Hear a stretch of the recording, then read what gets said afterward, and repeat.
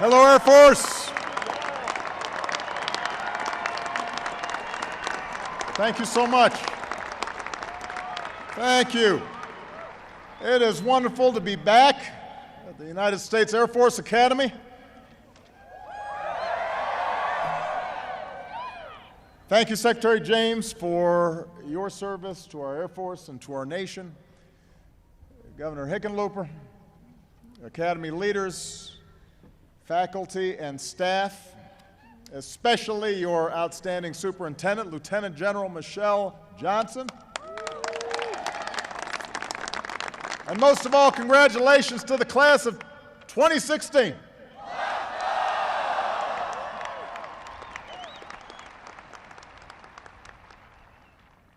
As he prepares to conclude a remarkable 40-year career in the Air Force, a career that started on this day 40 years ago.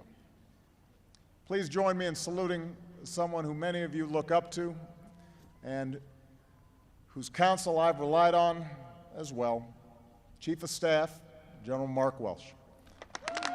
Thank you, Mark.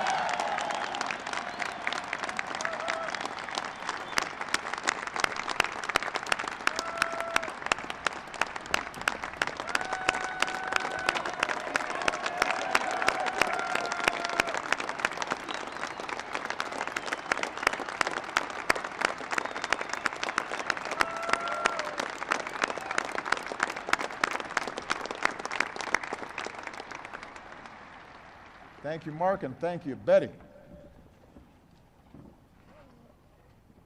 And although he's not here today, I am proud to have nominated another Academy graduate and a combat-tested pilot to serve as the 21st Air Force Chief of Staff, General David Goldfein.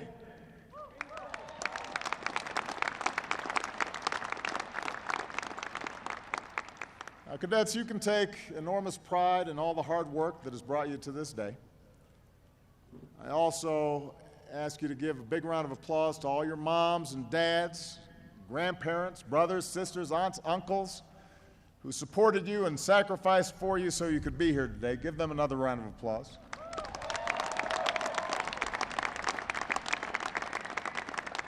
Now, I have to tell you, some days I spend more time with the Air Force than my own family, especially on Air Force One. You take good care of me. You are always on time. You never lose my luggage. I don't have to take off my shoes before I get on. So I'm really going to miss Air Force One, as well as the incredible airmen that I've come to know. And that includes the pilots who flew me here, Lieutenant Colonels Dan Thorne and Rob Tobler and Major Brett Ellis, all three of them proud Air Force Academy graduates. Give them a big round of applause.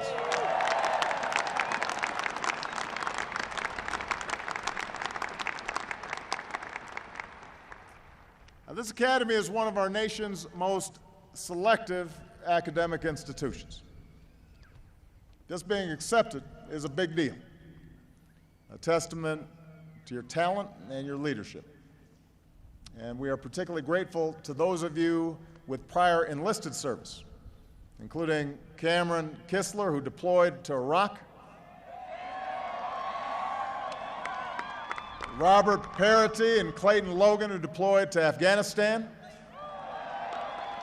We thank you. Your country thanks you. Cadets, here you were tested by fire, literally. As when you went through Beast, as General Johnson noted, Waldo Canyon was actually on fire.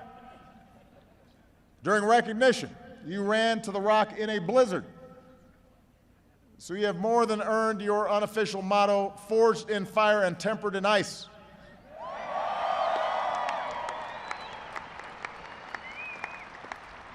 Which is a great motto, although it does sound like something out of Game of Thrones.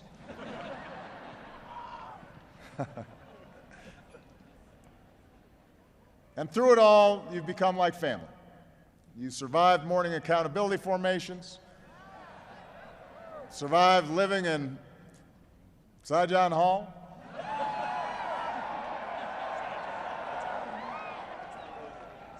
that night in F1 where you learned to earn each day. You've cheered Coach Calhoun and the Falcons as I've welcomed them to the White House to present the Commander-in-Chief Trophy, which Air Force has won a record 19 times.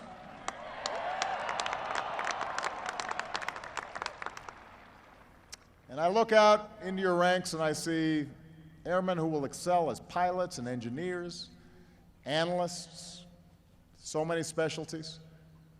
The first cyber graduates in this academy's history.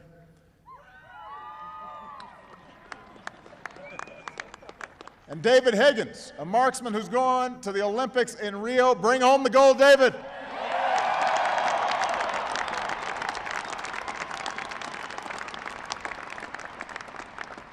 No pressure. In you, I see men and women of integrity and service and excellence, and you've made us all proud. And perhaps no one would have been more proud of your success than Major David Brodeur, whose sacrifice in Afghanistan we honor, and whose family joins us today, 2016.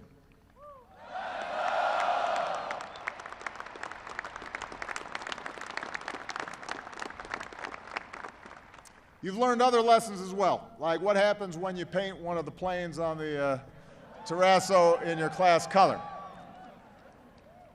With such achievements in mind, I hereby grant amnesty to all cadets serving restrictions and confinements for minor offenses, only minor.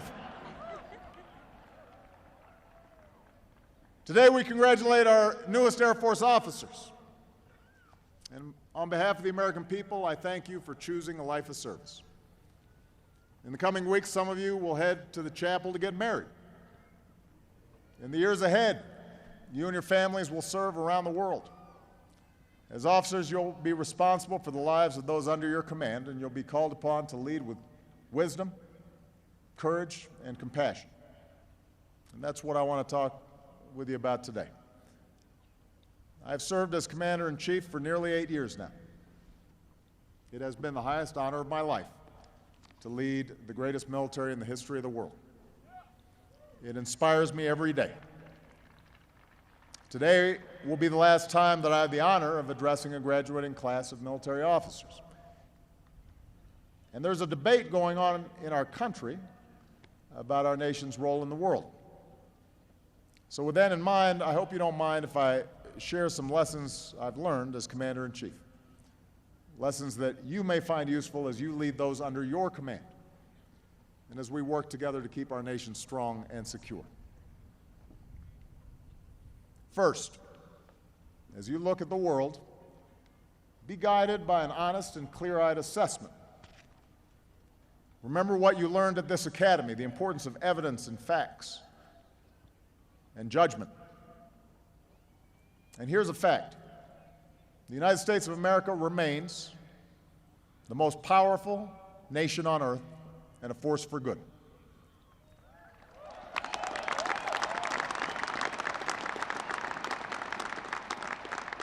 We have big challenges in our country, in our politics, our economy, our society. Those are challenges we have to address. But look around. We have the world's strongest economy. Our scientists, our researchers, our entrepreneurs are global leaders in innovation. Our colleges and universities attract the best talent from around the world. Our values, freedom, equality, opportunity, those values inspire people everywhere, including immigrants who come here ready to work and integrate and help renew our country. Our standing in the world is higher. And I see it in my travels from Havana to Berlin to Ho Chi Minh City, where huge crowds of Vietnamese line the streets, some waving American flags. So make no mistake, the United States is better positioned to lead in the 21st century than any other nation. And here's another fact. Our military is, by a mile, the strongest in the world.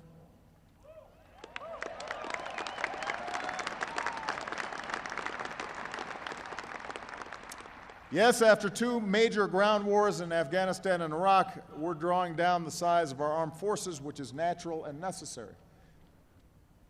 And we have to keep improving readiness and modernizing our force. But it is undeniable, our military is the most capable fighting force on the planet. It's not close. Our soldiers are the best trained, best equipped land force on earth, tested by years of combat, able to sustain power anywhere in the globe. Nobody can match our Army. Our sailors serve on aircraft carriers that can go almost anywhere and submarines that move undetected. The largest and most lethal Navy in the world, on track to surpass 300 ships. Nobody can match our Navy. Our Marines are ready at a moment's notice, first to fight or deliver help in a crisis. The world's only truly global expeditionary force. Nobody can match our Marines. Our Coast Guardsmen serve on the most advanced cutters in history, and special teams can shoot smugglers' engines, hook and climb or rappel aboard, protecting our shores. Nobody can match our Coast Guard. And as for our airmen, with your unequaled vigilance and reach, unrivaled fifth-generation fighters, a new generation of remotely piloted aircraft pilots, astonishing precision that calls to mind your actual class motto, on target, on time. Nobody can match America's Air Force.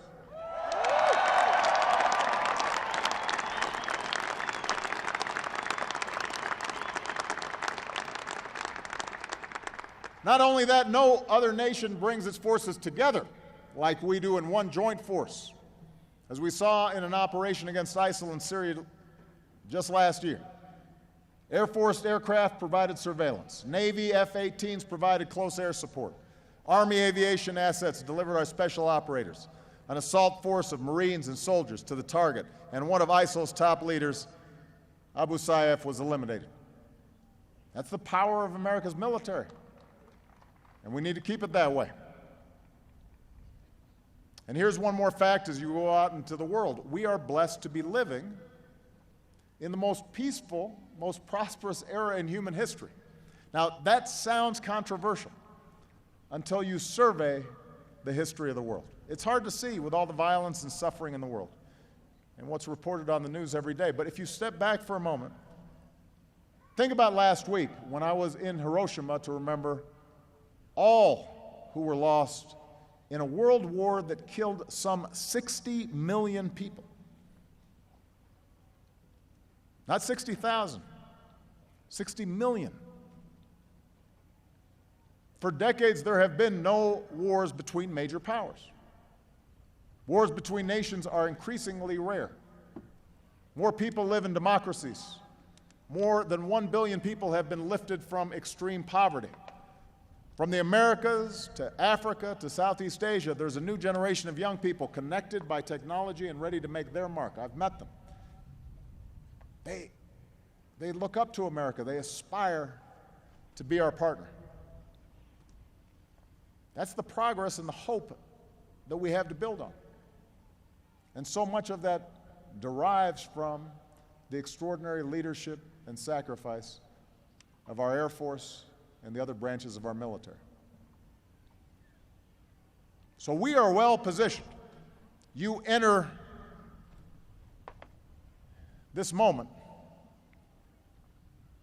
with a lot of good cards to play. But we face serious threats.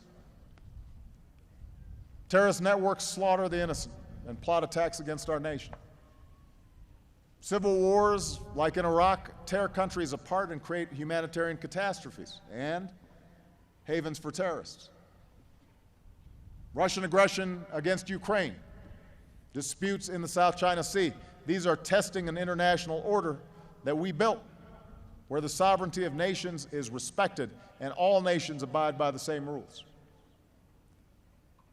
Nuclear weapons, as in North Korea, and the specter of nuclear terrorism still threaten us all. So how to meet these threats while also seizing the incredible opportunities of this moment in history? That's going to be your challenge, the challenge of your generation. Which leads me to a second lesson. As we navigate this complex world, America cannot shirk the mantle of leadership. We can't be isolationists. It's not possible in this globalized, interconnected world. In these uncertain times, it's tempting sometimes to pull back and to try to wash our hands of conflicts that seem intractable, let other countries fend for themselves. But history teaches us, from Pearl Harbor to 9/11, that oceans alone cannot protect us. Hateful ideologies can spark terror from Boston to San Bernardino. In a global economy, it's not possible to stop trading goods and services with other countries. Weak public health systems on the other side of the world allow diseases to develop that end up reaching our shores. So we cannot turn inward. We cannot give in to isolationism. That's a false comfort. Allowing problems to fester over there makes us less secure here. So as Americans, we have to keep leading and working with others to build the security and prosperity and justice we want in the world. By the way, one of the most effective ways to lead and work with others is through treaties that advance our interests. Lately, there's been a mindset in Congress that just about any international treaty is somehow a violation of American sovereignty. And so the Senate almost never approves treaties anymore. They voted down a treaty to protect disabled Americans, including our veterans, while Senator and World War II veteran Bob Dole was sitting right there in the Senate chambers in a wheelchair. We don't always realize it, but treaties help make a lot of things in our lives possible that we take for granted, from international phone calls to mail. Those are good things. Those are not a threat to our sovereignty. I think we can all agree on that. But also from NATO to treaties controlling nuclear weapons. Treaties help keep us safe. So if we're truly concerned about China's actions in the South China Sea, for example, the Senate should help strengthen our case by approving the law of the Sea Convention, as our military leaders have urged. And by the way, these treaties are not a new thing. The power to make treaties is written into our Constitution. Our founding fathers ratified lots of treaties. So it's time for the Senate to do its job and help us advance American leadership rather than undermine it.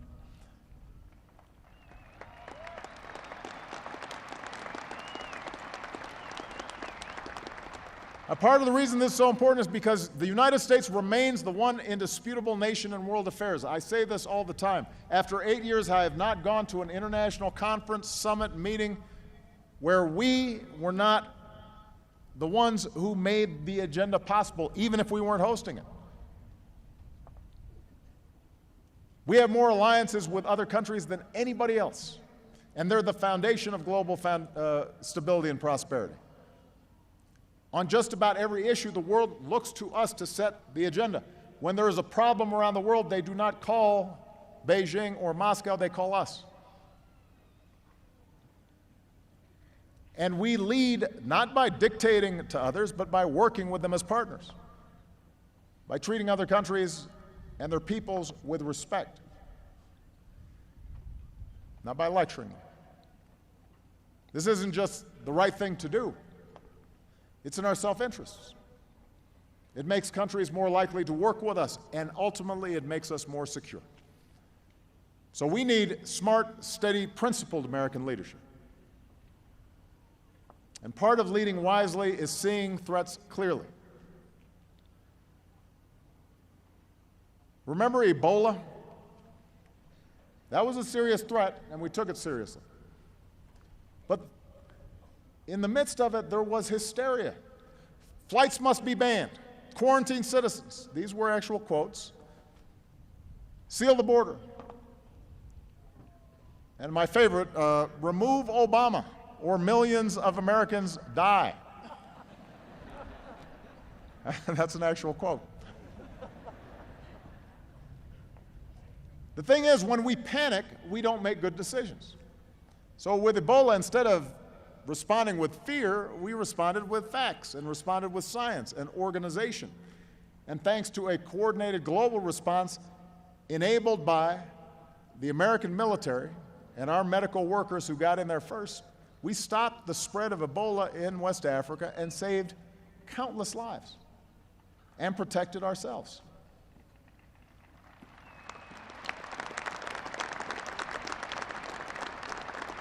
So, we've got to engage with the world. We can't pull back. Of course, leading wisely also means resisting the temptation to intervene militarily every time there's a problem or crisis in the world. History is littered with the ruins of empires and nations that overextended themselves, draining their power and influence. And so we have to chart a smarter path. As we saw in Vietnam and the Iraq War. Oftentimes, the greatest damage to American credibility comes when we overreach, when we don't think through the consequences of all of our actions. And so we have to learn from our history. And that also means we're doing right by our men and women in uniform. So cadets, in your positions of leadership, you will be called upon to sustain this balance, to be hard-headed and big-hearted, guided by realism and idealism, and even when these forces are sometimes at odds.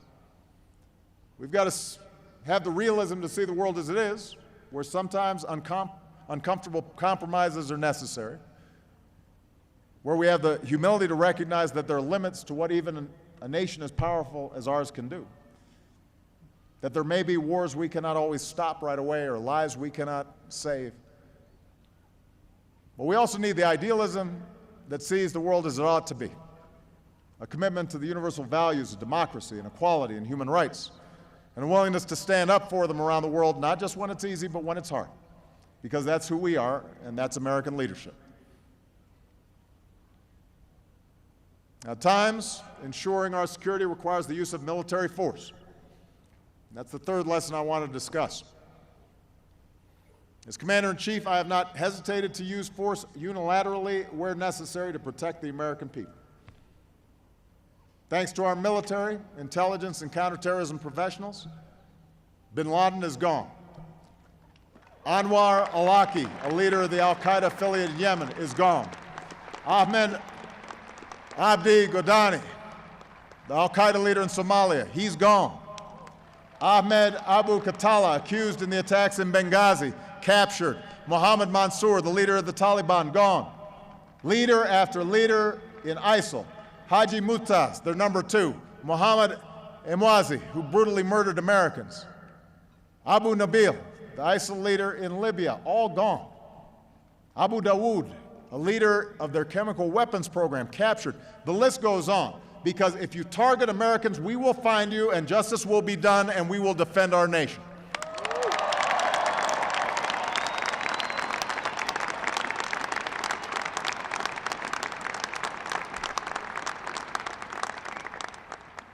But even as we celebrate the courage of our troops who serve in war, even where we do not hesitate to act on behalf of our security, we should never celebrate war itself. War, no matter how noble our intentions may be, promises agony and tragedy. And no one knows this more than those who fight those wars. Our wounded warriors who bear the scars seen and unseen. Our veterans who remember their fallen comrades. Our Gold Star families whose hearts ache with pride and with loss. We have a solemn responsibility to these Americans who sacrifice in our name. We have a responsibility to be guided by intelligence and not ideology, and to never rush into war, and to explore other options first, because sending our troops into harm's way must always be a last resort.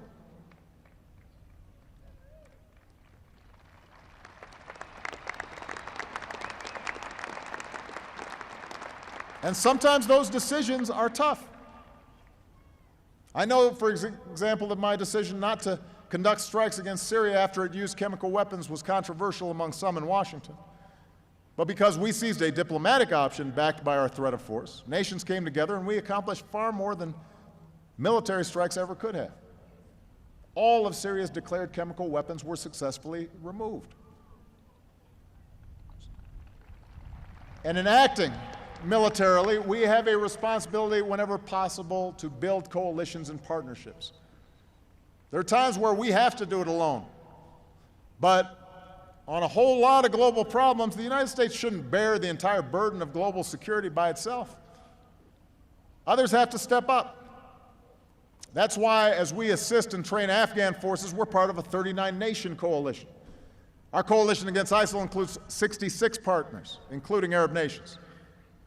We've learned that often the best way to defeat terrorists is not by sending large numbers of American ground forces to occupy and patrol foreign cities and towns. It's better to train and build up local partners. They're the ones who have to stabilize their own countries over the long term.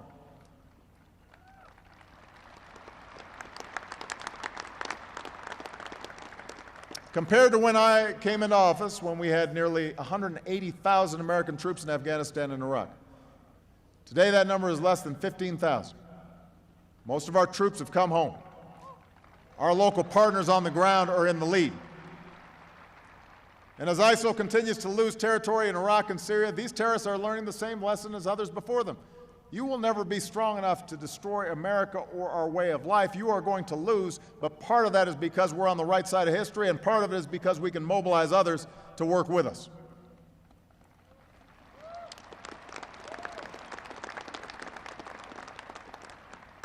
When we use force, we have a responsibility to use it proportionally. Unlike terrorists who try to kill as many people as possible, the United States military goes to extraordinary lengths to avoid civilian casualties.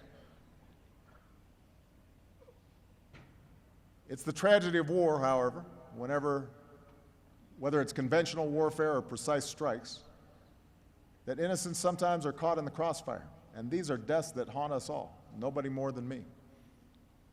As technology evolves, we can never grow numb to the consequences of our actions. We have to hold ourselves to high standards, be even more transparent, and do everything in our power to prevent the loss of innocent life. That's how America goes to war, and that's how ultimately America also wins the peace.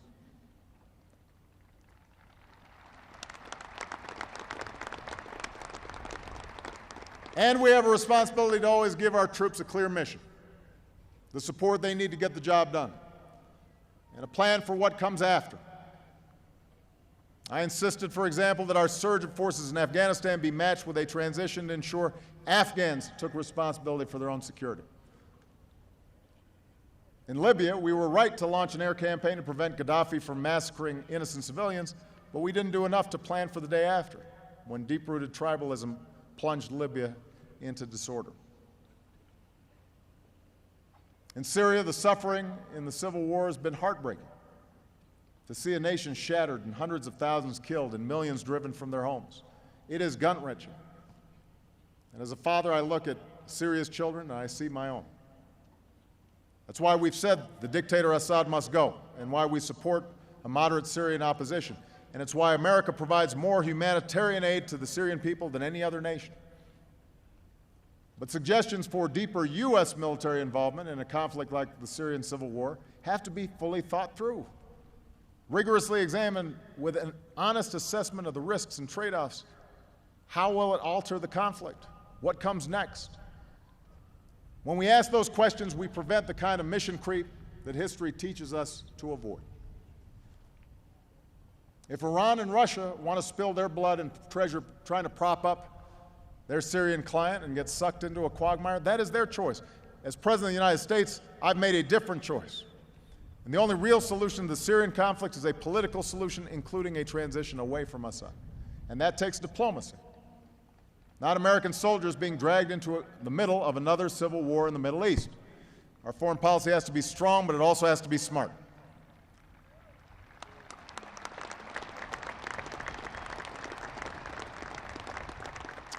Which brings me to my last lesson that I want to share. As powerful as our military is, we have to remember that many of the threats to our security cannot be solved by military force alone. We've got to draw on every tool, all elements of our national power.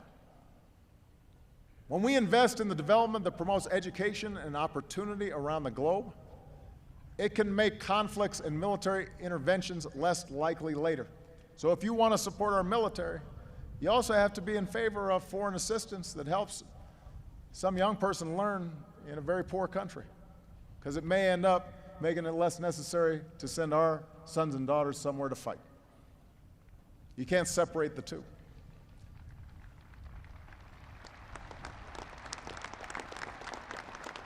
When we encourage economic and political reforms, when citizens, especially young people in other countries, have jobs and can choose their own leaders and have their human rights and dignity upheld, that can help reduce the appeal of violent extremism.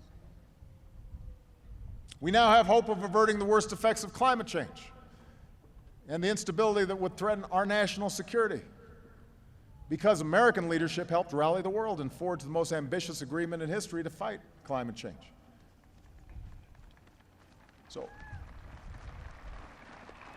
if we're going to seize the possibilities of our time, we have to use all these tools, and we have to have the courage to chart new paths.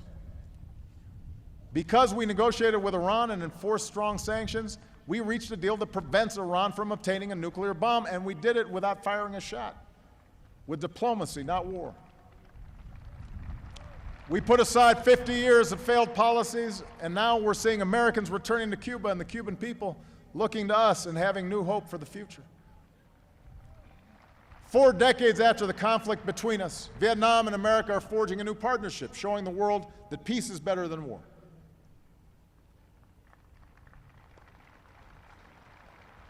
And perhaps no element of our power is more enduring than the example that we set ourselves, the values we live as a nation and as individuals. That's how we won the Cold War, not just with the strength of our arms, but with the power of our ideas, the power of our example. It's how we defend our nation, including our refusal to torture, because America doesn't just insist that other countries respect human rights, we have to uphold them as well and lead the way.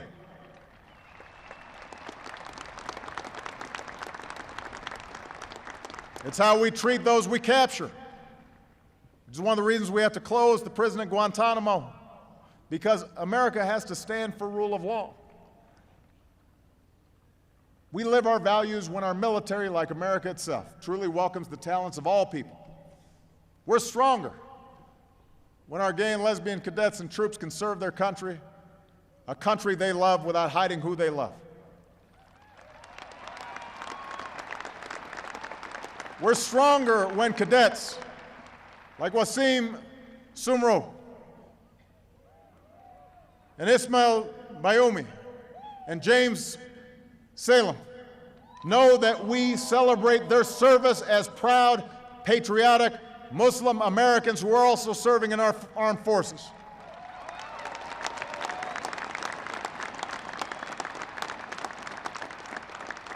And on this 40th anniversary of the first female cadets arriving at this academy, we are stronger because General Johnson leads this institution, because Air Force General Lori Robinson leads Northern Command, our nation's first female combatant commander, and because all combat positions in our military are now open to women like you. We're stronger because of it.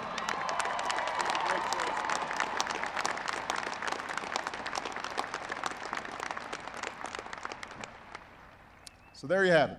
A few thoughts from your Commander-in-Chief on how to keep our military strong and our nation secure.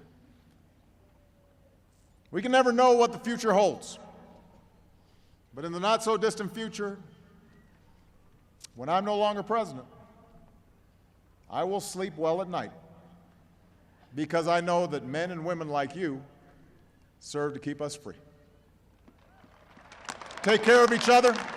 Take care of those under your command. And as long as you keep strong that long blue line, stay true to the values you've learned here: integrity, service before self, excellence. Do this, and I'm confident that we will always remain one nation under God, indivisible, with liberty and justice for all. Congratulations, class of 2016. God bless you all. God bless the United States of America.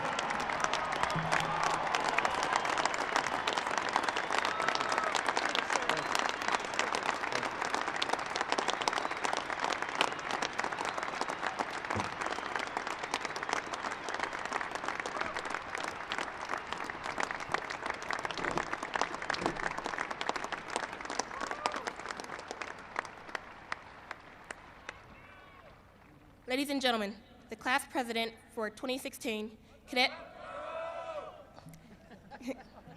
First Class, the Chin Ha, the Summer Cadet Wing Commander, Cadet First Class, Daniel Alata, the Fall Cadet Wing Commander, Cadet First Class, Mark Caldwell, and the Spring Cadet Wing Commander, Cadet First Class, Christoph George, will present class gifts to the president.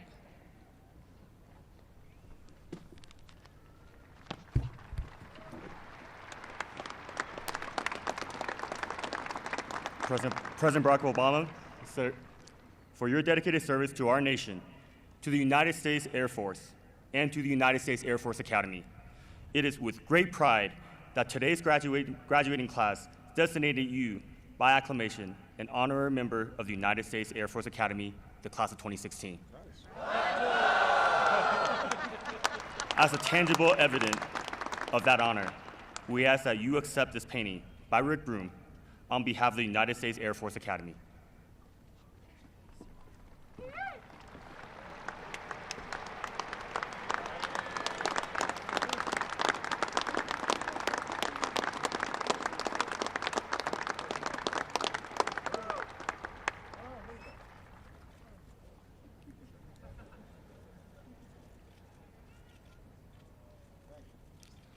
Sir, we also would like to present you with our class coin as a token of our appreciation.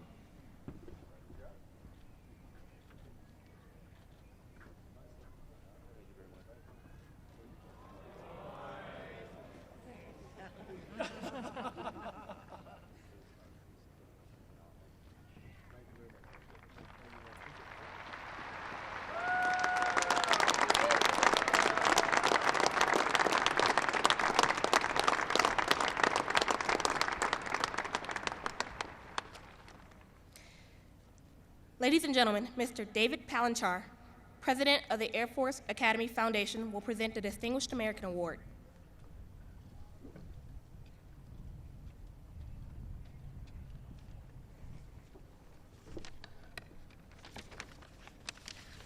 Mr. President, on behalf of the Air Force Academy Foundation and all the charitable organizations that help support the Air Force Academy, I am pleased to present to you the Distinguished American Award. Thank you for being here today to recognize and honor the next generation of American heroes, their families, and friends.